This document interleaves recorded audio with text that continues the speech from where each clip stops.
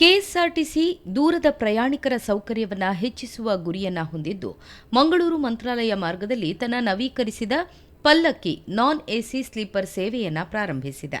ಶುಕ್ರವಾರ ಸಂಜೆ ಮಂಗಳೂರಿನಲ್ಲಿ ಔಪಚಾರಿಕ ಚಾಲನೆಯನ್ನು ನೀಡಲಾಗಿದೆ. ಮಂಗಳೂರು ಬಸ್ ನಿಲ್ದಾಣದಲ್ಲಿರುವ ಮಹಾಗಣಪತಿ ದೇವಸ್ಥಾನದ ಬಳಿ ಉದ್ಘಾಟನಾ ಸಮಾರಂಭ ಸಾಂಪ್ರದಾಯಿಕವಾಗಿ ನೆರವೇರಿತು.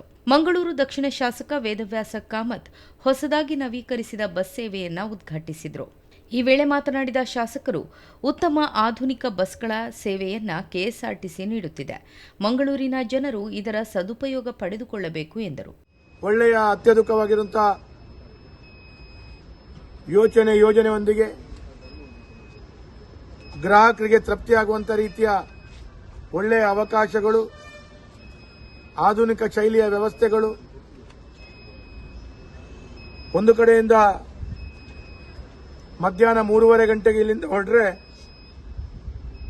ಸರಿಸುಮಾರು ಬೆಳಗಿನ ಜಾವ 6-6:30 ಗಂಟೆಗೆ ಹೋಗಿ ಅಲ್ಲಿ ಮುಟ್ಟುವಂಥದ್ದು ಮಂತ್ರಾಲಯಕ್ಕೆ. ಇನ್ನೊಂದು ಸಾಯಂಕಾಲ 5:30 ಗಂಟೆಗೆ ಹೋಗಿ ಇಲ್ಲಿಂದ ಹೊರಟ್ರೆ ಅಲ್ಲಿ ಸರಿಸುಮಾರು ಒಂದು 8-9 ಗಂಟೆಗೆ ಹೋಗಿ ಮುಟ್ಟುವಂಥದ್ದು. ಅಲ್ಲಿ ದರ್ಶನವನ್ನು ಮಾಡಿ ಎಲ್ಲವೂ ರಾಯರ ವಿಶೇಷವಾದಂತಹ ಕೃಪಾಕಟಾಕ್ಷಕ್ಕೆ ಪಾತ್ರರಾಗಿ ಪುನರಪ್ಪಿ ಅಲ್ಲಿಂದ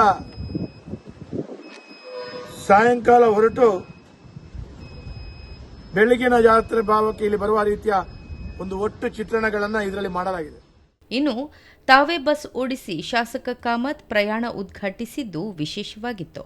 ಮಂಗಳೂರನ್ನು ಯಾತ್ರಾ ಸ್ಥಳವಾದ ಮಂತ್ರಾಲಯದೊಂದಿಗೆ ಸಂಪರ್ಕಿಸುವ ಈ ಪ್ರಮುಖ ಮಾರ್ಗದಲ್ಲಿ ಪ್ರಯಾಣಿಸುವ ಪ್ರಯಾಣಿಕರಿಗೆ ಸುಧಾರಿತ ಸೌಕರ್ಯ ಮತ್ತು ಅನುಕೂಲತೆಯನ್ನು ಒದಗಿಸಲು ಪಲ್ಲಕ್ಕಿ ಸ್ಲೀಪರ್ ಸೇವೆಯನ್ನು ಪರಿಚಯಿಸಲಾಗಿದೆ.